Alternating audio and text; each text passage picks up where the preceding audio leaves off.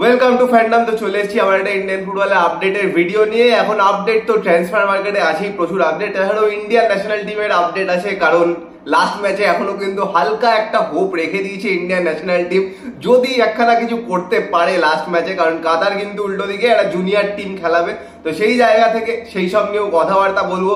কিছু ন্যাশনাল টিমের প্লেয়ারদের কিন্তু ছেড়ে দেওয়া হয়েছে, ড্রপ করা হয়েছে, কেন করা হয়েছে কোনো আইডিয়া নেই কারণ, সেগুলো নিয়ে কথাবার্তা বলবো। আর ইস্ট বেঙ্গলের ট্রান্সফার নিউজ যেগুলো এখনো চলছে, একটা বিদেশি বাকি ইন্ডিয়ান প্লেয়ারদের পিছনে কিন্তু এখনো আছে, সেগুলো নিয়েও যতদূর আপডেটস আছে সবকিছুই বলবো। তো সবার আগে যে কথাটা, এখনো যারা সাবস্ক্রাইব করনি ইউটিউবে অবশ্যই কিন্তু সাবস্ক্রাইব করে নিও, আর ফেসবুক আর ইনস্টাগ্রামে ফলো করে নিও। রেগুলার কিন্তু ওখানে প্রচুর আপডেটস আছে, সেগুলো দেখে নিও।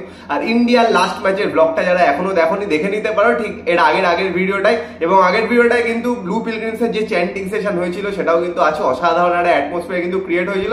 ইন্ডিয়া জিততে পারেনি সেটা আলাদা কথা, সেই সব তো মানে ওরকম মিস করলে আর কিছু করার নেই। মানে যেরকম সুযোগ ক্রিয়েট করেছে আর মিস করেছে, একটা পুরো ওপেন সিটার মিস করেছে, তো তারপরে কিছু করার নেই, ফাইনাল ম্যাচের দিকে তাকিয়ে থাকতে হবে। তো আগে ইন্ডিয়ার কথাই একটু বলে নিই, তারপরে কিন্তু আসবো ইস্ট বেঙ্গলের ট্রান্সফার নিউজে। তো ইন্ডিয়ার কথায় প্রথমে আগে বলি, কিছু প্লেয়ারকে কিন্তু ড্রপ করেছে। কেন ড্রপ করেছে কারো কোনো আইডিয়া নেই। শুভাশিস বোসকে ড্রপ করেছে।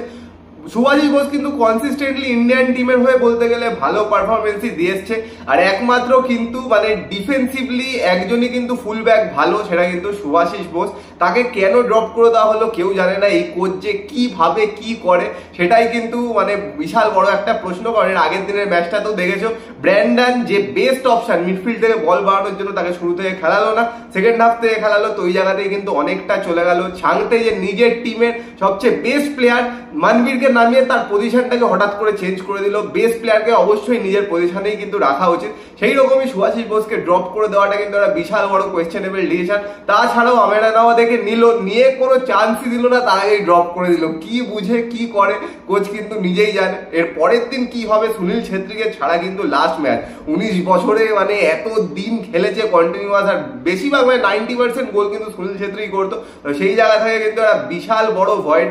কিন্তু লাস্ট ম্যাচটায় যা হিসেব এই মুহূর্তে ইন্ডিয়া তো এখনো কোয়ালিফিকেশন স্পটে আছে 2 নম্বরে, কিন্তু লাস্ট ম্যাচটা কিন্তু কাতারের সাথে, সেই ম্যাচটা যদি জিতে যায় কোনো হিসেব নিকেশ করতে হবে না, ইন্ডিয়া কিন্তু কোয়ালিফাই করে যাবে। কিন্তু সেই ম্যাচটা যদি ড্র করে, হারলে তো ছেড়েই দাও, হারলে আর কোনো অপশন নেই। তো সেই ম্যাচটা যদি ড্র করে, আরেকটা যে ম্যাচ আছে আফগানিস্তান ভার্সেস কুয়েত, সেই ম্যাচটা কিন্তু কোনো রেজাল্ট হলে চলবে না, সেই ম্যাচটা ড্র হতেই হবে। কারণ সেই ম্যাচটা যদি আফগানিস্তান জিতে যায় তো আফগানিস্তান কিন্তু কোয়ালিফাই করে যাবে। কিন্তু সেই ম্যাচটা যদি ড্র হয় আর ইন্ডিয়াও যদি ড্র করে, সেই জায়গা থেকে কিন্তু ইন্ডিয়া কোয়ালিফাই করে যাবে। কারণ আফগানিস্তানের গোল ডিফারেন্সটা কিন্তু অনেকটাই হাই, তাছাড়া হেড টু হেডে কিন্তু আবার আফগানিস্তান এগিয়ে আছে। তো ইন্ডিয়ার যদি কোনো চান্স না নিতে হয়, ইন্ডিয়া কিন্তু জিততেই হবে। কিন্তু পরের দিন একটা বিশাল বড় ডাউটফুল, দেখা যাক কি করতে পারে। আর কোচ তো আলাদাই কিছু টিম নামায় মাঝে মাঝে, মিডফিল্ডটা পুরো ছন্ন ছাড়া করে দেয়, তো সেই জায়গা থেকে আশা খুব কমই। কিন্তু তবুও ইন্ডিয়ান ফুটবল ফ্যানরা তো হোপ করছে, বিশাল হোপ করছে যে লাস্ট ম্যাচটা যদি জিততে পারে তো হিস্ট্রিতে প্রথমবার কিন্তু থার্ড রাউন্ডে কোয়ালিফাই করে যেতে পারবে। তো এখনো আশা আছে, মানে আশাই তো বুক বাঁধে ইন্ডিয়ান ফুটবল ফ্যানরা, তাছাড়া কিছু করার নেই, কারণ এই আশাতেই থাকতে হয়। তো সেই জায়গা থেকে দেখা যাক ফাইনাল ম্যাচে কি করতে পারে। আর কাতারের সাথে যে খেলা, তোমাদের আগেই বলে দিই, এই কাতার কিন্তু নিজেদের মেন টিম খেলাবে না, এমনকি সেকেন্ড টিমও খেলাবে না, কাতার কিন্তু নিজেদের জুনিয়র টিম খেলাবে। ইন্ডিয়ার কথা হয়ে গেল, এবার চলে আসি ইস্ট বেঙ্গলের কথায়, যেইগুলো নিয়ে তোমরা বেশি ইন্টারেস্টেড। ইন্ডিয়ার খেলায় কি হলো, বেশিরভাগ লোক ইন্টারেস্টেড নয়, কিন্তু ট্রান্সফার নিউজে সবাই ইন্টারেস্টেড। ট্রান্সফারে কোন প্লেয়ার আসছে, কাকে নিয়ে রুমার উঠছে, সেই সবাই কিন্তু বেশিরভাগ ইন্টারেস্টেড। তো সেই জায়গা থেকে 5 জন বিদেশি তো একদম কনফার্ম হয়ে গেছে। 6 নম্বর বিদেশিটা কে হবে? তো চারিদিকে অনেকে অনেক কিছু বলছো, অনেকে বলছো এ আসতে পারে সে আসতে পারে। তো তোমাদের প্রথম কথা বলে দিই, যে 6 নম্বর বিদেশি আসবে সে ডিফেন্সিভ মিডফিল্ডার নয়, সেন্টার ব্যাক হবে। এমন প্লেয়ার যে ডিফেন্সিভ মিডফিল্ডার সেন্টার ব্যাক একসাথে খেলতে পারে, সেরকমও হতে পারে। কিন্তু সেন্টার ব্যাকই কিন্তু আসবে, অন্য কোনো পজিশনের প্লেয়ার কিন্তু 6 নম্বর বিদেশি আসবে না। মানে আইএসএল যে 6 জন খেলবে, অন্য কোনো পজিশনের কিন্তু আসবে না। তো সেই জায়গা থেকে ইস্ট বেঙ্গল পোস্ট করে কিছু প্লেয়ারকে কিন্তু অলরেডি ফেয়ারওয়েল জানিয়ে দিয়েছে। তার মধ্যে 3 জন বিদেশি কিন্তু আছে, তার মধ্যে কিন্তু 4 জন বিদেশি নেই, তার মধ্যে কিন্তু জর্ডান এলসে ছিল না।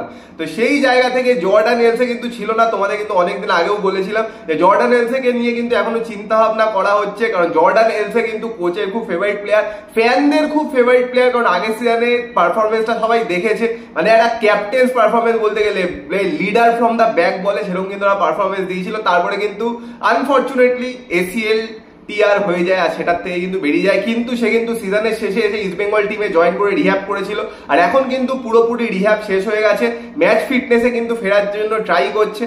আর যতদূর শোনা যাচ্ছে জর্ডান এলসেকেই কিন্তু রাখার চেষ্টা করছে, সেই জন্য কিন্তু এখনো ডিসিশন নেয়নি। একান্তই যদি একদম ফাইনালি দেখে যে কিছুতেই করা যাচ্ছে না, জর্ডান এলসেকে ফিট করা যাচ্ছে না, ম্যাচ ফিট করা যাচ্ছে না, সেই জায়গা থেকে কিন্তু হয়তো যাকে ভেবে রেখেছে তারপরে তার কাছে সেই প্লেয়ারদের অ্যাপ্রোচ করবে। কিন্তু কোচ ম্যানেজমেন্ট সবাই কিন্তু এখনো চাইছে জর্ডান এলসেকেই রাখার। কিন্তু আগের বছর কিন্তু সুন্দর ইম্প্যাক্ট ফেলেছিল একদম শুরু থেকে, যখন কিন্তু টিমটা তখনও গুছিয়ে ওঠেনি। তো সেই জায়গা থেকে ইস্ট বেঙ্গল ফ্যানরা ধরে নিতে পারো যে 6 নম্বর বিদেশি কিন্তু জর্ডান এলসেই হতে চলেছে, যদি না একদম কোনো ফিটনেস কনসার্ন লাস্ট মোমেন্টে হয়। তাছাড়া মানে সেটাই কিন্তু এখনো কোচ এবং ম্যানেজমেন্ট চেষ্টা করছে যাতে এলসেকেই ইনক্লুড করা যায়। রবসান রবিনোর কথা চারিদিকে একদম ছড়িয়ে আছে। রবসান রবিনোর কথা প্রচুর দিন আগে বলেছিলাম, যখন চারিদিকে রবিনোর কোনো কথাই হয়নি, তখন ইস্ট বেঙ্গল ম্যানেজমেন্টের কিছু লোক বাংলায় এসে গেছিল রবসানকে একটা অফার দিতে যে শুধু যদি এএফসি কম্পিটিশনসের জন্য সাইন করে, কিন্তু তখনই কিন্তু সেটা রিজেক্ট করে দিয়েছিল আর বলেছিল ফুল সিজনের জন্য কন্ট্রাক্ট দিলে তবেই কিন্তু ভেবে দেখবে। আর সেই জায়গাতেই কিন্তু ডিলটা ভেস্তে গেছিল। তো সেই জায়গা থেকে রবসান রবিনোর সাথে কিন্তু আর তারপরে কোনো অ্যাডভান্সমেন্ট হয়নি, কিন্তু এখন চারিদিকে ঘুরে বেড়াচ্ছে যে রবসান রবিনোই আসছে। তোমরা নিজেরাই ভেবে দেখো যে রবসান রবিনো যদি আসে, ওই রকম একটা প্লেয়ার যে পাশের দেশেই কিন্তু যথেষ্ট ফেমাস একজন প্লেয়ার, সে কি ওই কটা ম্যাচের জন্য পুরো সিজনটা নিজের নষ্ট করবে? মানে ওই কটা ম্যাচ খেললে সিজনটায় কিন্তু তার ভ্যালুটা অনেকটাই কমে যাবে। পরের সিজনে মানে অনেক কম ভ্যালু, যদি খেলতে না পারে কিছু না হয়, পরের সিজনে কিন্তু অন্য কোথাও যেতে পারবে না, কারণ ভ্যালুটা অনেকটাই কমে যাবে। তো সেই জায়গা থেকে রবসান রবিনো কিন্তু এই মুহূর্তে যা শুনছো সেগুলো কিন্তু পুরোপুরি রুমার। আর 6 জন বিদেশির মধ্যে যদি রবসান রবিনোকে নেয়, তার মানে বুঝতেই পারছো টিমের কি অবস্থা হবে। টিমে মানে একজন অ্যাটাকিং মিডফিল্ডার, একজন ডিফেন্সিভ মিডফিল্ডার থাকবে, একজন উইঙ্গার থাকবে, 2 জন স্ট্রাইকার থাকবে আর মাত্র 1 জন সেন্টার ব্যাক থাকবে। সেই জায়গা থেকে কিন্তু অনেকটাই ডিসব্যালেন্সড হয়ে যাবে টিমটা। তো সেই সব তো হলো বিদেশি নিয়ে যা যা আমাদের কাছে আপডেট ছিল পুরোটা বলে দিলাম। বাকি হলো ইন্ডিয়ান প্লেয়ার। আপুইয়া কিন্তু এখনো চেষ্টা করে যাচ্ছে। আপুইয়া যে রিলিজ ক্লজ ছিল সেটা নাকি ম্যাচ করেছে শোনা যাচ্ছে, বিশাল বড় ট্রান্সফার ফি দিয়ে আনার চেষ্টা করছে। কিন্তু আপুইয়ার পিছনে কিন্তু বাকিরাও আছে, অবশ্যই মোহনবাগানও আছে। আর মুম্বাই কিন্তু ছাড়তে চাইবে না, কারণ আপুইয়া কিন্তু অবশ্যই একজন অ্যাসেট। সেন্টার ডিফেন্সিভ মিডফিল্ড খুব ভালো খেলে, মাঝে মাঝে সেন্টার মিডফিল্ডও কিন্তু খেলে যায়। ইস্ট বেঙ্গলের কিন্তু একদম এই পজিশনের প্লেয়ারটাই দরকার, কারণ ইন্ডিয়ান যদি একজন স্ট্রং ডিফেন্সিভ মিডফিল্ডার থাকে তবে কিন্তু সাউল অনেকটা ফ্রি খেলতে পারে। কারণ সাউল ডিফেন্সিভ মিডফিল্ডার হলেও কিন্তু সাউল ওপরে উঠতে ভালোবাসে, ওপরে উঠে কিন্তু পাস বাড়াতে ভালোবাসে বা গোল করতে ভালোবাসে। তো সাউল কিন্তু অনেকটাই ফ্রি হয়ে যাবে যদি একদম ডিপেন্ডেবল সেন্টার ডিফেন্সিভ মিডফিল্ডার আনা যায়। তো সেটাই কিন্তু এখনো চেষ্টা করছে। আর বাকি সব প্লেয়ারদের কথা তোমাদের আগেই বলে দিয়েছি, যাদের অলরেডি কিন্তু সাইনিং হয়ে গেছে, সেগুলো আস্তে আস্তে কিন্তু অ্যানাউন্সমেন্টও শুরু হয়ে যাবে।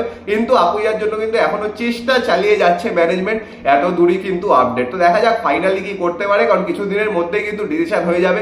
আপুইয়া নিজেই ডিসিশন নেবে যে কোথায় যেতে চায়, মুম্বাইতে থাকতে চায়, ইস্ট বেঙ্গলে যেতে চায়, মোহনবাগানে যেতে চায়, কোন অফারটা নিজের পছন্দ হচ্ছে তার উপরই কিন্তু ডিপেন্ড করবে। তো যতদূর আপডেট ছিল পুরো ক্লিয়ারলি বলে দিলাম। এরপরেও কোনো বক্তব্য থাকলে অবশ্যই কমেন্ট বক্সে কমেন্ট করে জানিও। আর ভিডিওটা পছন্দ হলে লাইক শেয়ার সাবস্ক্রাইব তো করেই দিও ইউটিউবে, আর ফেসবুক আর ইনস্টাগ্রাম পেজটাও কিন্তু ফলো করে নিও। তো চলো এখনের জন্য টাটা।